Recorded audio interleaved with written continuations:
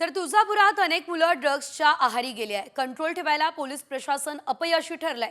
शिवसेना ठाकरे गटाचे धाराशिवचे खासदार ओमराजे निंबाळकर यांनी हे सर्व आरोप केले असल्याचं आपल्याला पाहायला मिळत आहे। तुळजापूर या ठिकाणी ड्रग्स तस्करीचं मोठं रॅकेट जे आहे ते सध्या सुरू असल्याचं बघायला मिळतंय। मात्र या संदर्भात आता थेट महत्त्वाची राजकीय प्रतिक्रिया समोर आली आहे। तुळजापूर सारख्या महाराष्ट्राचं 3.5 शक्तिपीठापैकी एक शक्तिपीठ असणाऱ्या ठिकाणी जर दिले जात असतील, त्याचं डिस्ट्रीब्युशन होत असेल आणि जर इथली मुलं त्या व्यसनाच्या आहारी पडत असतील तर निश्चित ही अतिशय चिंतेची आणि खेदाची बाब आहे।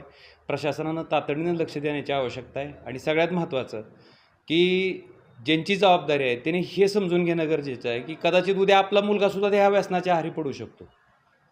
समजा आपल्याच घरात आपल्याच मुलाच्या बाबतीत जर अशा पद्धतीनं व्यसनाधीन होत असेल तर मला वाटतं त्याचं अतिशय गांभीर्यानं विचार करणं गरजेचं आहे आणि प्रशासनानं तातडीनं पावलं उचलावीत।